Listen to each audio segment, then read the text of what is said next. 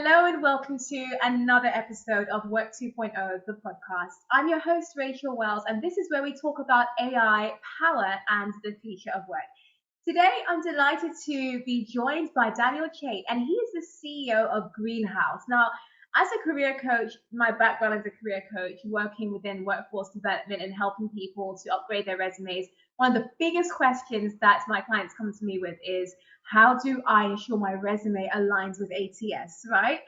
Is compatible for ATS. And so for the first time ever, for this Work 2.0 podcast exclusive, I'm sitting across from the executive of one of the world's most popular ATS systems. So I'm going to be asking him the questions which I'm sure you're going to want to know. And this is definitely a must listen. So stay tuned in, buckle up, and we're going to have a really exciting conversation. Welcome to the show, Daniel.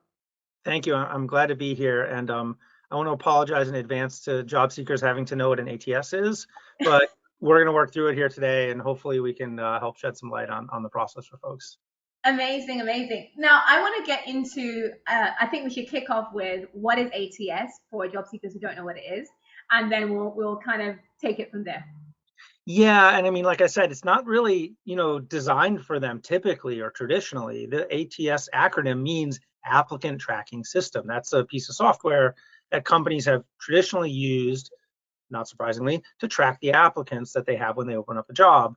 But why does it matter to job seekers? Because increasingly the role of that ATS has evolved and migrated as technology has become more powerful from simply a sort of filing cabinet of where those resumes get put into a system that really runs the many aspects of the entire hiring process from within an organization, including things like helping the organization to sift through their inbox when they get a deluge of resumes and try to figure out how to prioritize that inbox and where to start.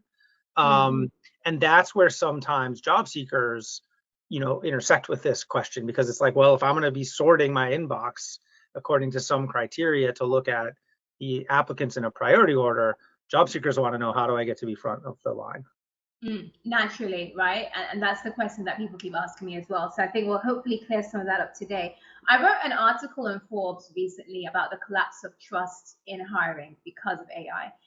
It's kind of like double standards that a lot of job seekers are facing, where there's this paradox of AI being used to create AI slop resumes, Yes.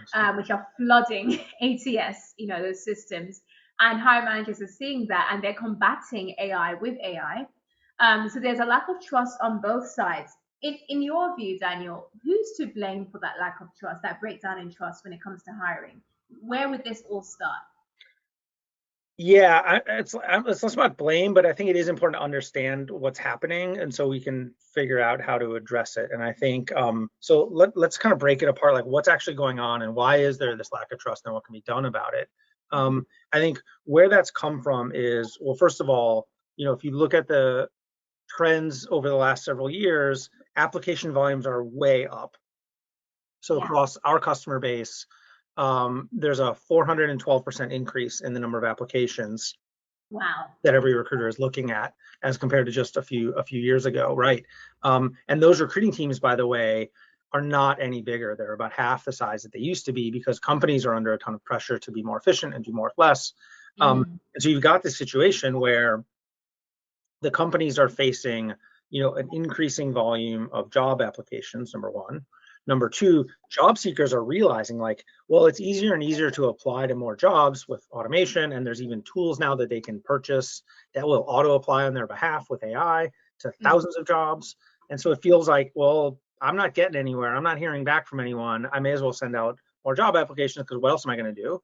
And then the third thing that happens is, especially with AI, there's all these new ways to try to craft your job application to give you an advantage with a range, let's say, of implications. Sometimes as simple and sort of straightforward as, hey, I want to make sure that this resume I'm submitting as a job seeker is as matches what's on the job ad as closely as possible, so that it looks like a high priority application, all the way to some of the real nefarious stuff, like hackers and criminals trying to masquerade as someone else to infiltrate an organization by getting hired there so that they can steal their secrets. And so that's happening in the context of job application volumes going way up. And so all these kind of like problems are creeping in. And then what the companies are doing in response to that is they've started to use AI to just try to filter all that out in sort of very basic ways. If you just imagine, and you see this sometimes like on social media, someone says, oh, I got 1,000 resumes for a job I opened. I didn't know what to do. I sent them all to Claude and I told it to find the 10 I should talk to. And Claude sent me 10. And you're like, how did it decide those? Was that fair? Was that, defensible or transparent in any way? And of course it wasn't. It just makes it harder for people to make it through the process. And so as a result, the applicants send in more applications because the filter just made it harder to get seen. And when the more application volume goes up, the filters get stiffer, and round we go. And so that's a situation that we've coined the AI doom loop. And it's basically each side is using AI to try to solve a real problem that they have, but in ways that are making the overall system worse, not better. And so that's the situation. When you ask who to blame, like, it's unfortunate for everyone. I'll say this, and you do sometimes hear a lot of finger pointing as a job seeker. They're rightly frustrated. They're not getting anywhere. It doesn't feel like the system is working for them. And as an employer, similarly, they open up a role and they're faced with this deluge of applicants who may not even know they've applied to this job. They may not be at all relevant, and they might be a criminal. And so, yeah, they're both facing these problems that neither of them is really causing, but is definitely causing a lot of problems for both sides. Wow. So far from, we talk a lot about the hype of, with the AI boom, AI increases productivity. There's a lot of positives. But on the other side, it can also cause a lot of overwhelm for the employer as well as overwhelm for candidates, right? By giving extra work or sloppy work, resulting in more steps and slowing down hiring processes. You also argue that resumes, degrees, and cover letters are dying because the AI era of work has made them unreliable workplace signals. So, what matters instead? Yeah, so we talked about a doom loop and all the problems, and so but this whole podcast doesn't have to be so depressing. Like that's the bad news.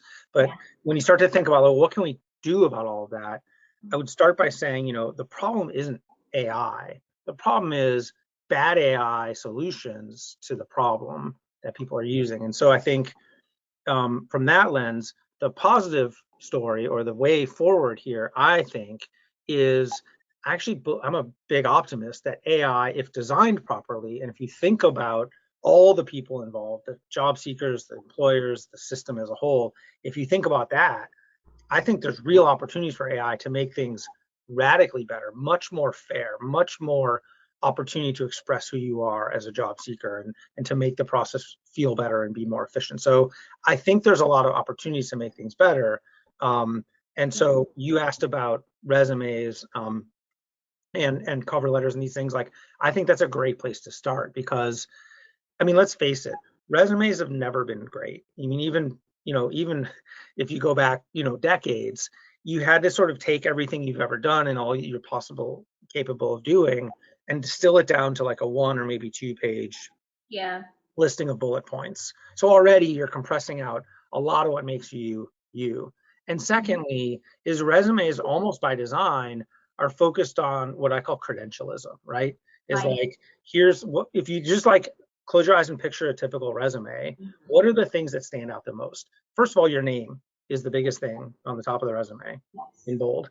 And then the next things that are all listed out in bold are like the job titles you've had and the companies you've worked at. And those are all credentials. And I think, the modern sort of take on how do you make sure that the right people get the best shot at, a fair shot at getting hired, is to move past credentialism and think about skills-based hiring. Think about not what, what do they, where have they worked, or what do they have, accolades that they can claim, but who is this person? What are they good at? And how did that line up to what we need as a company? I'll give you one stat, which I think should illustrate this point really dramatically. And this is from a study that was done in 2003. So this is not new news. But the study looked at racial discrimination in resume review. It asked the question, when I send in a resume, does the fact that you can sort of infer from what's on that resume some information about my racial background, does that affect my chances of getting an interview? The study proved pretty definitively it does. So what they did was they sent out thousands of resumes that were identical, except the name at the top had a stereotypically African American sounding or a stereotypically white American sounding name. And what they found was a 50 percentage point disparity. The person had a stereotypically black name. They were 50% less likely to get invited for an interview with the same exact resume. So these practices, this is not about AI, right? This was 2003. So resume review has been problematic forever. What can we do about it in the era of AI? I would say, imagine a world where we didn't have to do resume review at all, where we just skip that. Now, why can't we do that historically? Well, resumes are reviewed because the next step is an interview, and interviews have been expensive to deliver, right? If I'm going to take an employee of mine and have them spend time with a candidate on the phone, that's going to cost a lot of money. I only have so many interviews, interviewers, and it's expensive to schedule them, and it takes a lot of time. And so companies have had to gatekeep that step and say, well, I don't care how many applicants the company gets. They're only going to interview 20 people. Well, now we can deliver great first interview screens automatically with AI that feel comfortable and natural, that are transparent, that are fair, that are use structured hiring principles. And companies can now deliver those to anyone, anytime, day or night, really inexpensively at scale. And so companies are now saying, well, we're going to stop gatekeeping that, and everybody gets a shot. We don't really care what's on your resume. If you pass the interview, we want to talk to you. And that's really opening up opportunities for people that otherwise weren't qualifying for them for a variety of reasons. It could be bias. It could just be, there's a long line and it's hard to stand out. And so I think that example points the way towards how AI can be used to rethink hiring, overturn some of the old assumptions, and give people much better and fairer ways to find and get a job. You said so much there, which I really want to zoom in on a bit more. First thing that I want to focus on is what your last point concerning first interview screenings being done with AI. And I think there's a lot of mixed response regarding that, because recently when I was researching that some respondents, as in job seekers, are saying, I think it was a survey that's done, was saying they felt like it was unnatural and a bit uncomfortable for them to do first interviews using, AI, not a human on the other side. Other people found it was quite an enjoyable experience. I've personally been interviewed by a robot for myself. Initially, it was unnerving, but I actually felt a bit more comfortable doing it than I would probably with a human. You know what I mean? So I think there's mixed responses. How would you address that? Yeah, there's absolutely reticence. There's mixed responses. We've done a lot of work on this question. We've surveyed thousands of job seekers about their attitudes on AI-led interviews, and of course, we look at the responses to our own products when candidates take them. And what we found is a few things. Number one, a lot of the reticence comes from candidates saying, well, I'd rather talk to a person. And the fact that you're making me talk to AI instead of giving me the chance to talk to a person somehow tells me that this company doesn't care about people. It's like, you're just dehumanizing me and seeing me as a machine. And what I would say to those people is, when you look at the data, that's exactly the opposite of the case. That by far, most applications to most jobs never get looked at by anyone and never result in an interview. Something like 97% of job applications just go into the bin, and that number is getting higher as application volume is going up and up. And so the choice you have is not, do I want to talk to a person or do I want to talk to an AI? The choice you actually have is, do you want your resume just to go into a black hole, never to be seen by anyone? Or do you want to be given the opportunity to interview for the role, be asked the same questions as everyone else, and demonstrate what you're capable of to give yourself a fair shot? And so I think when people understand that, they're a little bit more open to the situation. And then the second thing people care about most, which was echoed in kind of your question, is it feels kind of clunky. It feels robotic. I don't like it. And I think that was very true of the first generation of these products. So like right when ChatGPT took the world by storm in 2002 or 2022, you can look at that sort of early wave of technologies. People are really enthusiastic about it, but if you just take ChatGPT and aim it at a candidate, it's going to feel clunky. It's going to not, do a good job at not interrupting you. It's not going to understand when you've actually answered the question, versus if there's a good follow-up. It's not going to do really good job at answering quickly. It's going to sort of bleep, bleep, bleep, bleep, bleep between each, feel very tinny. And also some of the early products just weren't designed with job seekers in mind. Think back to the beginning of this conversation. A lot of these software historically was built just for the employer. And so it didn't care really, it didn't really think about who is that job seeker on their side, what do they need? And surprisingly, shockingly, I would say, what we found was the early generation of AI tools from a couple of years ago didn't even often tell the job seeker ahead of time that they were going to talk to an AI. They just said, we'd like you to interview. You'd show up on the Zoom only to realize it's not a person at all. It's an AI. So yeah, they were bad. And what I would say is, if you haven't looked at the new technologies, if you haven't looked at what we have on offer now, update your, give it another shot, because these things now are very comfortable. You can interrupt them, you can interview it, you can ask your own questions about the job. You can take your time to think of your answers. It's going to feel very naturalistic. You can opt out if you're not comfortable with it. And go back to the traditional process. So there's a lot of new technology out there that overcomes those. But I get the reticence. These things are new, and I think the technologies are evolving so fast. It's almost like none of us asked for this to happen, right? And all of a sudden, AI is kind of everywhere in our lives, and figuring that out and coming to grips with it is not always comfortable. I totally get that. Yeah, I think this is the fastest wave of disruption we've seen, since, every few years you'll get a big technology that takes the world by storm. When the internet came out, it was a few years and that became a thing, the World Wide Web. But this one seems a whole lot faster than even the introduction and the evolution of the internet. I want to go back to your other point. You made a really good point about bias in hiring, and I want to touch on that a bit more. You believe that AI can improve hiring, as you mentioned, you demonstrated, if it's implemented well, like, for example, with first-time interviews. But who is accountable when it gets it wrong? So, for example, if you have a talented person who is systematically overlooked, like you mentioned, someone with a traditionally African-American name, Yes. And they get systematically overlooked because of an AI-driven hiring process. The algorithm detects, their name doesn't quite match what they're looking for. Who's accountable for that? Is the CEO of the employer, the hiring company, accountable? Is the HR team accountable? Is the software vendor behind that ATS accountable? Who maintains that? Who owns that failure? Yeah, look, I think that everyone involved in that supply chain is ultimately accountable for how it's going in that process, and is responsible and accountable for how it works. So again, this is not new. Discrimination in hiring has been happening as long as there's been hiring. Yeah. And it's always the case that the employer is on the hook for the decisions that they're making. I think that's still the case.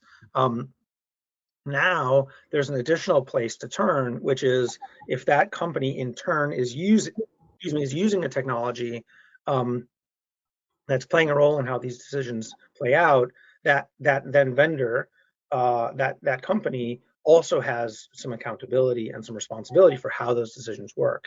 And so I think what can we do about that? I think what's really important is for everyone involved to be as transparent as possible. I don't think it's fair or reasonable for a vendor like us or an employer to just say, trust us, take my word for it. We're good people. Like that's not right. I mean, I think, history has shown us that, that's not good enough. And so we got to bring the receipts. So for us as a vendor, I know that we publish third-party audits every month where our software is run through by a trusted third-party independent firm, and we publish those audits on the internet. So you don't have to take my word for it. You can see for yourself. And we use that extensively in guiding what we build, how we build, and what we provide to our users. And so I think companies should have a high degree of transparency and accountability here.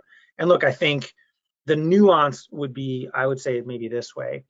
The bar for being better than how hiring has always worked is pretty low, right? Hiring, after all, I mean, I've made a career on the very obvious idea that there's a lot of problems in hiring that can be fixed, and this is one of them. And so I don't think anybody's looking at how hiring used to be and saying, well, that was perfect, let's go back to that.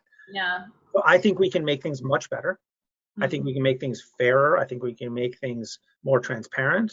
I think we get more accountability. I don't think we can make things perfect. I think employers are going to make mistakes. I think software is going to make mistakes.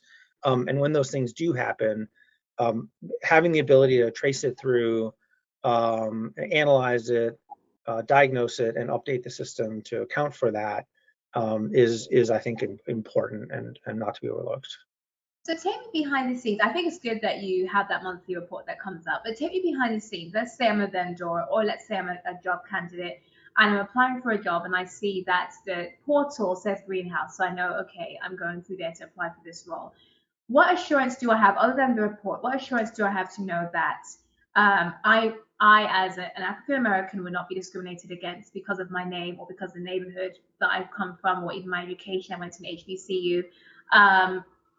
How do you train, obviously not, don't reveal proprietary data, but how do you train your systems to be as fair as possible? Because traditionally, when we think about AI and even ATS, it's trained on data, which that data in itself can often be inherently biased. So how do you train your system, your ATS system at Greenhouse, to ensure that it's not repeating the mistakes of the next ATS provider? Yeah, that's a great question, and they call that the Jared problem. If you ever heard that, there's this kind of classic story where they trained recruiting software on who are the successful candidates that we found in the past, and let's go find more of them.